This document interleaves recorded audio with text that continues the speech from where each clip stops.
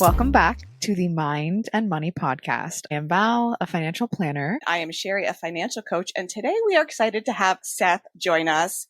We're going to talk all things website, SEO, and some other random abbreviation that he shared with us before we hopped on, and just, as we do, see where the conversation goes. So welcome, Seth. Is there anything you'd like to start off by sharing with us? Oh, thank you so much for having me on the podcast. Sherry, you and I have worked together for a long time. I've learned so much from you. So I'm really excited to be able to share, and contribute anything I've got to share with your listeners. And Val, it's great to meet you. I am so excited to meet you, and I have so many questions for you.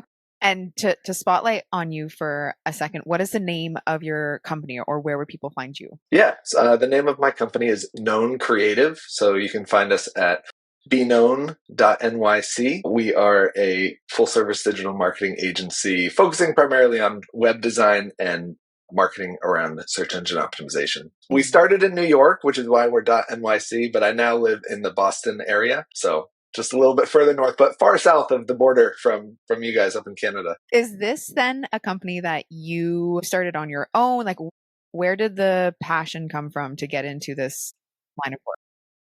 Yeah. I studied social work at university and was on the board of a couple of nonprofits who needed a new website. This is back in 2007.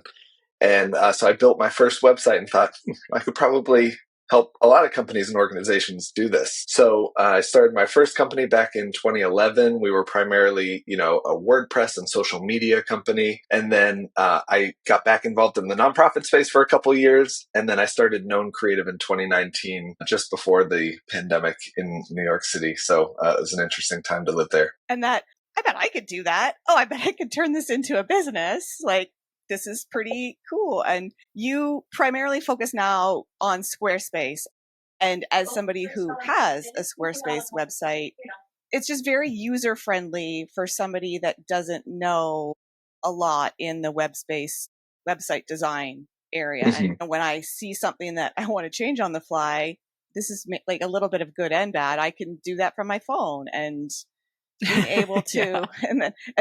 and then when I see the spelling error that I made when I did that. When I first had my business, I thought, I need a website. And I asked some, like an IT guy, a friend, and he's like, WordPress, you need WordPress. Here's what to do. And sounds about right. Yeah. And then I tried to do it. And then I just didn't have a website for 2 years because I'm like, oh, I can't do this. And then Squarespace came into my view, and it's so helpful. And I'm glad that I did find Squarespace. Seth, can you kind of speak to that? Like WordPress. So all of this is above my head. I've heard of WordPress and I've heard of Squarespace, and Sherry has said, choose Squarespace. You are the expert. Please share a little bit more for our listeners. Yeah. So, if you're trying to get from Boston to Toronto, you're going to get in a vehicle and go from one place to the next. And some of those vehicles are going to be better for that travel than others. And that's kind of the same thing when it comes to marketing your business. There are a lot of different ways to get from point A to point B. And with a website, WordPress, a lot of people use WordPress, and it's not a bad platform. I just think it's a bad fit for most small businesses. So if you have an IT department, if you have in-house creative, WordPress is great. It powers websites like CNN.com. But for most financial planners, lawyers, small business owners, it's way more than they need. And Sherry, your story of failure to launch is really common. Getting started, buying a template, and then it just sits there for years and you're discouraged and frustrated about it. I started using Squarespace back in 2015, and it was not as mature of a platform. WordPress had been around for a lot longer, but it got better really quickly. And for most of our clients, I would say 95% of the people that reach out to us, Squarespace is a great fit for them because they can manage it in-house. Like you said, the user experience is really easy. But the big thing is security. With a WordPress site, you're hosting your own site. I had multiple websites get hacked, and it was an absolute nightmare, where we're just scrambling to figure out what was going on. I lost a lot of sleep when I was using WordPress. And Squarespace, I've never had that experience. They have a ton of great support.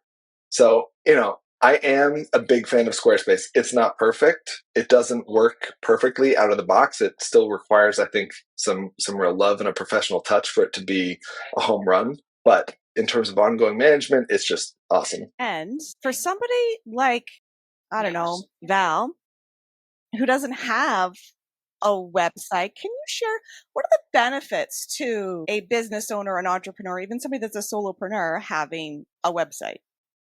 Please do.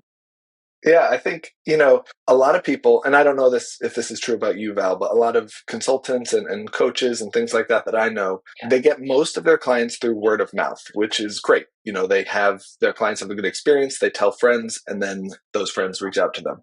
What I think a lot of people don't consider is how much business are they losing out on that they could be getting if they had a website, for two reasons. One, to serve as a validator, for when you're getting referrals, friends will go check out your website before they actually reach out to you and contact you. So you might be kind of leaving money on the table there. And then the other thing is being found in search engines, local business directories, and even, platforms like ChatGPT and Gemini and others that are now going to be referencing that, and people kind of use those as a search engine at this point. So there's a ton of opportunity, and not having a website, honestly, if you and I were hanging out, I'd be like, this is the number one priority for you for 2026. And when it comes to that person, that client that you want to work with, for our listeners and for myself, what does it look like? Is it someone that has never had a website, someone that has a website, but it's like failure to launch, like we talked about?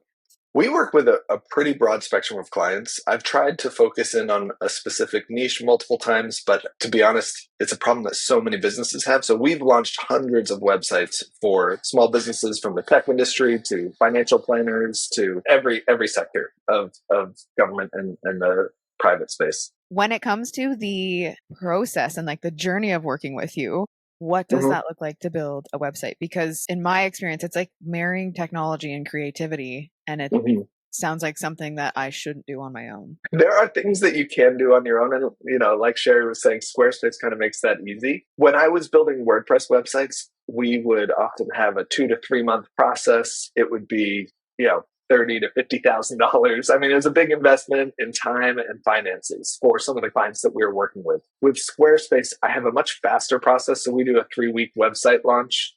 So from day one to the website is live, 3 weeks, that process, at a fraction of that cost that we used to charge for WordPress. So we're a lot quicker than we used to be, but it still allows for plenty of creativity and collaboration. And that's something that, is it easier to work with someone like me who's never had one? Or is it better when someone has a foundation-ish? No wrong answer. Honestly, I'm interested to find out why you've never had a website. Like because that. I have ADHD. Say that louder. I'm struggling. Okay. Because you've probably thought you should for a long time, right? Yes. But something has held you back from doing it. Yeah. And would you say it's really just that ADHD kind of rearing its head? It's a bit of, I think about it, it's a great idea, and then it's the how, right? Right. And it's like a huge chasm from where you are now yes. to actually having the site launched. Yeah. Yes, where your service fits the how. And also then, because the how is a huge chasm, the reassuring stay where you are thoughts come in of like, well, I've got social media. I'm doing fine. I get referrals. So then you stay comfortable because you start reassuring yourself. You're like, it's okay. Like, yeah, one day, maybe. And I think too, knowing you for as long as I've known you, it's probably a big challenge is the when too, because there's that, like, build a website, it would be good and impactful. Not doing it doesn't have like immediate impact versus not responding to somebody or not doing the thing, right. Like not eating. There's things that you have to do. Yeah. And there's a more immediate impact versus like want to do. No, it's important, but it feels like an extra because I'm not aware of the, not damage, but I'm not aware of like the loss that it's having. Right.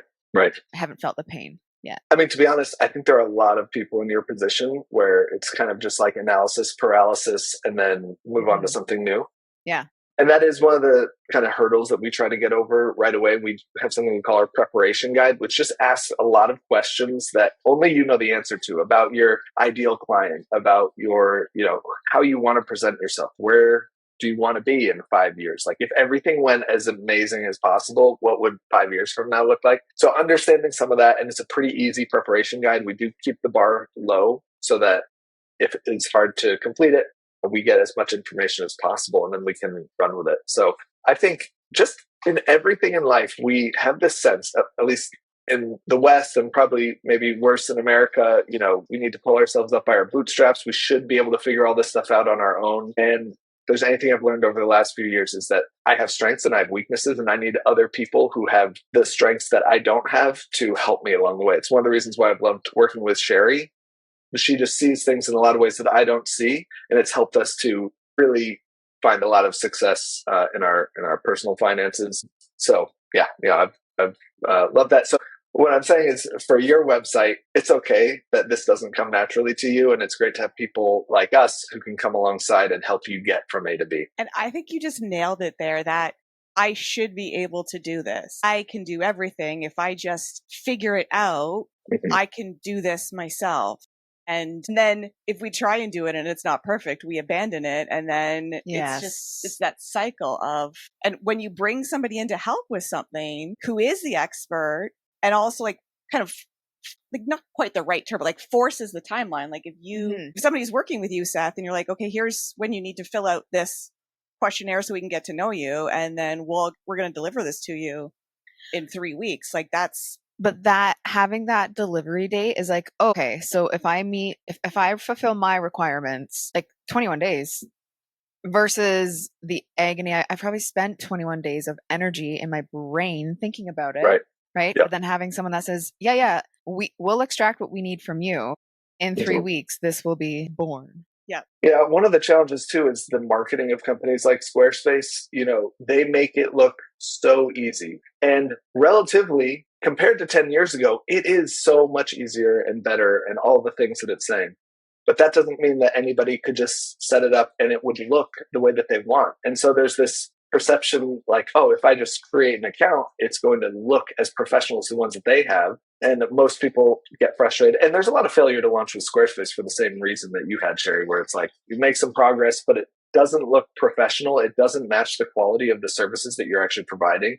And so you don't want to let it out in the wild. It's a scary proposition. No, thank you. Hide that away. That's a good one when it doesn't match the professionalism and the level of service. So if you're looking for somebody that is a financial planner or a website person, any type of profession, if you go to their website and you're like, ooh, this is the level of service that I'm going to be provided, I'm running the other way. If it doesn't feel like my voice, then I'm I don't know how to get it there, but it's not me, so I'm not going to put it out there. Right. Yep. Let's talk about, not to take the topic off me. I know I need a website, you guys. This is not a form of attack. No, Seth and I planned this. This is a recorded intervention. I want to know about, so SEO, search engine optimization. Yes. Tell me about it. Yeah. I know next to nothing about it. Yeah. Which is true for most people. Most people, when they come and they meet with me, they think as soon, if you've seen that movie Field of Dreams, it's if you build it, they will come. And I think if they make a website, everyone's going to come to it. It's particularly sad if they sell e-commerce. If they're selling lower ticket items, they get really discouraged because, as soon as it launches, they're not making sales. Yeah, because people don't know where their website is. They don't know how to find it. So search engine optimization is a process of making sure that your website can be found on search engines like Google and Bing, and increasingly other platforms like ChatGPT. And it's basically, the Google algorithm will have 50 some odd different variables in it, and they change it quarterly. So it's always changing slightly, not majorly adjusting, but things like how long has your website been around? What keywords are you using in the title, in the metadata, which is the technical description behind the scenes that a regular website visitor doesn't see? Are your images optimized so that it's great on a mobile device? There are 50 different things that it's taking into account. And, a lot of websites are not found on Google at all. In 2019, Ahrefs, which is kind of a leader in the industry, did a study on Squarespace and said that 80% of Squarespace websites were not being found organically at all on Google.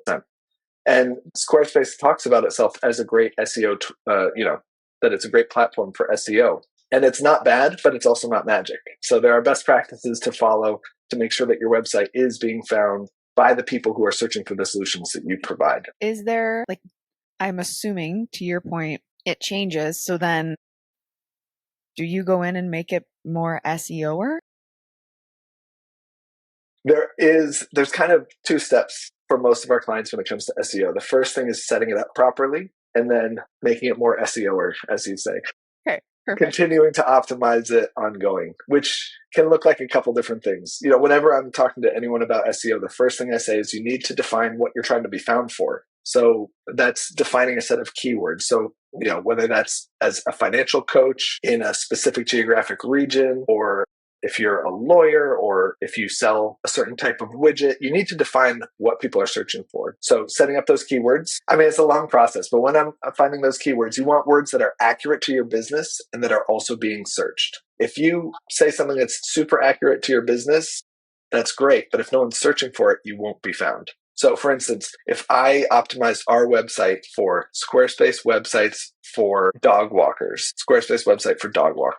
that is not a phrase that many people are searching for. Certainly not for my ideal audience. They're not searching for it. And so if you optimize it, you can optimize it for keywords that people aren't searching for, and you're not going to get any traffic. In other situations, we optimize some of the pages on our site for construction companies, but they're not searching for Squarespace websites. I don't need to optimize it for that audience for Squarespace websites. So I optimize that for website design for construction companies. It's true. It's not like I'm being misleading, but I'm using the keywords that people would be searching for if they were searching. And there are tools out there to tell you how often web keywords are searched. We even have tools to look at your competitors and see how much organic traffic they are getting to their site for different keywords. So there's a lot of great information out there if you're willing to look for it. And are those websites accessible to the solopreneur, or are they something that's a hefty investment that wouldn't be?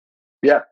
A lot of times it's a tool that anybody could use, but solopreneurs are very busy. So most of our clients like working with us. We do something called a 3-month SEO sprint, where we are defining those keywords, optimizing their website, doing that competitive analysis, and we share all of that with them. But there are tools out there like SEO Space, which is a tool just for Squarespace and SEO that's great. We're certified with them. And then I use another tool called Keywords Everywhere, which gives you lots of rich information on any Google search page. And is very aptly named. Yes. Yeah. So, okay. Talk a little bit about the connection between SEO optimization and the discoverability on AI tools like ChatGPT, because I've recently started to have people, maybe not recently is, you were pretty early. This time is weird, but having people start find me. Wow. Start find me. 3 words. Like the guy from The Office who why use more words when few words do? Starting to find Sherry. Potential clients have been starting to find me through ChatGPT. And the first couple times I saw that, when I was looking at that, clients had that book discovery sessions, when I asked how you found me, when I saw ChatGPT, I'm like, oh, I've unlocked this huge thing, but I don't know how I did it.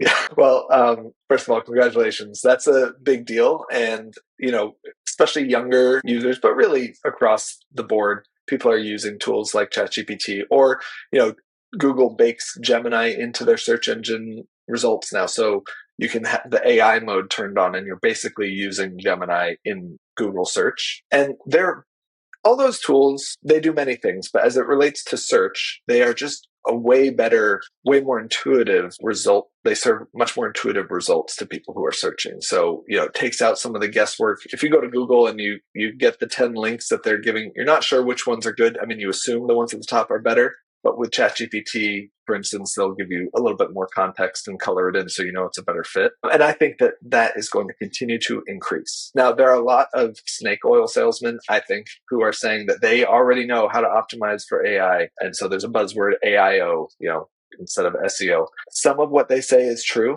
but I would say that AIO and SEO are very similar. All the kind of framework of thinking through how can I optimize my site, it's the same. There are a couple added elements that you can make sure that your website has so that AI engines like ChatGPT index you, but there's more similarity than there is difference. It's not like you need an SEO program and an AI program. So the other reason, and probably why you are being indexed, is because you are sharing a lot of helpful information. So a blog where you're having recent relevant content served up regularly, that's great for SEO, but it's also great for AI tools because they're still just machines. And they want to humanize what they're saying as much as possible. So they want to take knowledge leaders like you.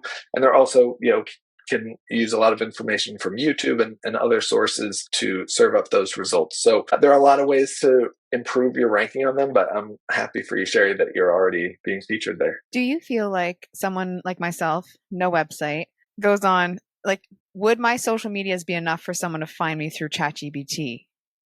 I would be surprised if they were. They do factor into the results, but they have less authority than a website with good SEO. I mean, Sherry, the reason we started working with you was because we searched ADHD financial coach, and you were the first one, and we found you, and we booked you and started working with you right away. I mean, we're kind of a classic example of this working for you. If it was just a social media platform, I do think that if they were searching for social media financial coaches, but I don't think if they were just searching in general that it would add a ton of value. It's one signal to ChatGPT that you are, an authority that people could learn from. But when that's measured up against somebody who has more signals about, then it's tough to win, because they'll only serve up like 5 or 6 options unless you ask for more. Right. And I think too, the social media platform matters, because I'm just going back to when I look for things on Google. Sometimes I'm served up videos, and the only platforms that come to mind that come up as videos are YouTube and sometimes TikTok. And that's generally when I'm asking a very specific question, like this morning, Garmin versus Apple resting heart rate calculation, because I want to know, like, how do they each calculate things? And it served me up a YouTube video. But when you're more general, I don't usually find videos served up. But of course, Google owns YouTube, so it actually serves it well to be able to put up those results, because then they're getting 10 minutes of watching a YouTube video. They're able to serve more ads. At the end of the day, those businesses are businesses, and they're trying to get us to behave in a certain way so that it increases their bottom line also. Did not know that Google owns YouTube. Random facts. They bought it for like $2 billion, and now it's worth way more.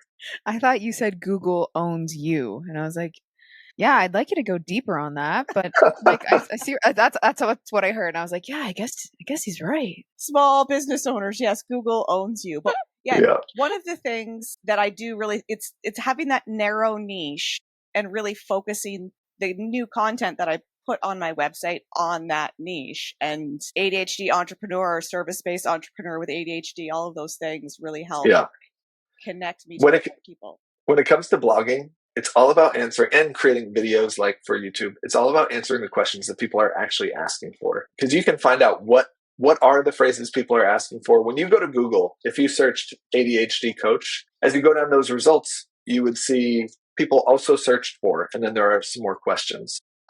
Whenever I'm writing blog content, I try to find out what people are also searching for. And as you click those, more appear. And then you find out basically, this is the title of my next blog. I'm going to write a blog about whatever those suggested phrases are, because if people are searching for them, you're going to get some traffic.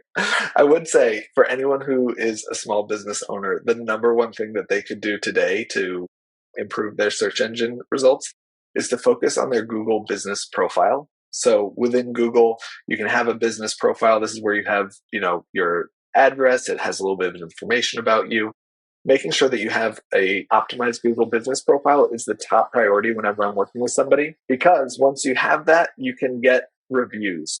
You can request reviews from your clients. To be honest, you can request reviews from anybody. So if you don't have clients yet, you can get reviews from kind of character reviews of people who know you and can vouch for you. All of that, getting a high number of 5-star reviews is the most valuable thing in terms of social indicators that people are going to come to your site. Okay, question. As someone who does not have a Google business, shocking, because my business is primarily from my home, like that's the address. I do have a firm, but it's not anywhere near where I live, so I wouldn't want to use that address. You have to have a physical address, do you not? There are different kinds of businesses, so it doesn't need to be publicly listed. You do need to enter your address, but for instance, if you're a plumber, you might not have an office, but you have a service area. So there are service area providers. So you don't need to publicly have it listed. However, geographic data is an important part of search results. So if you can have a public address, that's a positive thing. So, but it's not required, and you can have it now even without a website. You don't have to have a website to have a Google Business Profile. Noted. Yeah. And yeah, it can be a home address. It doesn't have to be. Right. But I didn't want it to be a home address that was visible. Yeah. I think mine is. Because I used to actually see people in person. It's wild that I did, but. Sickening. I see a lot of people in person. But human interaction. Yeah, oh my gosh. Leaving my, well, not leaving my house, but having to put hard pants on. Hard pants. Ugh. Yeah. Gross. Do not recommend. But that was in the years of my business where I thought I had to look a certain way as an entrepreneur, but that is something I don't give any shits about anymore. So tell us, are there any tips that you have being an entrepreneur running a business with ADHD that help you do the things? Yeah, I think, we talk to our kids about how their neurodiversity is a superpower. And I think that's true for me as a business owner as well. It does give me the ability to hyper-focus and, succeed in a number of different ways. But I think the biggest thing is having blind spots that I obviously don't see. So getting coaching from others has been super helpful for me. And it's not always a long-term thing. Sometimes it's more of an acute treatment where I can describe some of the problems, challenges I'm having in the business and get good feedback. Tools like ChatGPT can help with that, but there's nothing quite like working with another seasoned entrepreneur who has already banged their head up against that wall long enough. So I think just a willingness to acknowledge my need for help is probably the biggest thing when it comes to that. I love that. And you also have somebody that helps you from a workload perspective, so you don't end up saying yes to 6 websites in the next 3 weeks. Yes. Yeah. As a creative entrepreneur, I need a project manager and my bookkeeper both help me to kind of stay on track on the business side of things. I have operated without a project manager in the beginning, and it was definitely a sloppy start. And so that was my first hire, was getting somebody who could help me manage projects and communicate with clients so that I could focus on the things that I'm really good at. Yeah, I love that. And how would you say investing in better understanding your money has impacted you on the business side? Understanding the money helps us to plan a lot better. So plan in terms of, the month-to-month success of the business, but also taking a step back. Some of the things that we've talked about, Sherry, is how could I, just step away from the business for a month? We have 4 kids. I don't want to be working 70-hour weeks, killing myself. That's not why I started a business. I want to be more efficient and effective. And ADHD doesn't necessarily help me to do that. So getting that outside coaching is helping me put some systems in place, and around the finances as well. When I don't know what's happening with the money in my business, I feel a lot of anxiety. When I feel a lot of anxiety, I make really bad choices. My brain's just going. And then I usually don't make a choice that in retrospect is the best choice. So having some more clarity on that really helps me to not be the duck that's just flapping its feet underwater. I can make sound decisions not based out of fear. And yeah, some of the biggest decisions are sometimes saying no. And when we don't have clarity on our money, it can be like, okay, yes. And then looking at your calendar, be like, oh, I have overpromised and I can't deliver. So I am just going to focus on my business and delivering these things for as long as I need to get them done. And that can be very overwhelming for our brains. Totally. So we will share links so that people can connect with you in the show notes. But is there anything else? Like somebody who's considering a website, maybe, Val, who knows she needs one, what is maybe the 1 or 2 things that you would say to really encourage and inspire some action? I think I would just say that it doesn't need to be the scary, intimidating process. And also, what you build is not being built in stone. It's not like you're building a house that you're going to have to live in forever. It's a living, breathing organism. And especially with tools like Squarespace, you can really update it as needed. It's not set in stone. You can always be improving it, but getting something out there is always better than nothing. Awesome. Also, what we say to our clients, it's just getting you need the other experts to tell you the same thing. Yeah. Do you know what? We're launching a new service at the end of this year. So it's still kind of under wraps. So, but by the time this comes out, it'll probably be out there. But it's basically to solve this problem for entrepreneurs who are really focused on their business, don't want to focus on the website, but know they need it to be there, know they need it to look professional, know they need it to look great. So instead of some big investment up, it's more of a monthly subscription for their website that we manage. We take all the stress out of that process, give them really that peace of mind. So that's something there'll be some more details about that on beknown.nyc that they can check out as well. Hey, I'm excited. Val's like, sign me up. Yeah. Noted. Awesome. I want to say it was lovely to meet you, and thank you for your time and expertise today. Absolutely, Val. You too. Yeah. And Sherry, I will see you soon. I will see you soon as well. And thank you so much for joining us. And we can't wait to have our audience have that understanding that a website doesn't have to be scary and done is better than perfect. And I think that it's not set in stone is really important for entrepreneurs with ADHD, because knowing I'm not committing to this forever, I can change it as my business and my brand evolves. Absolutely. Awesome. It's been great to have you, and we will chat soon, I'm sure. I hope you have a wonderful day. Thanks, you too. Seth.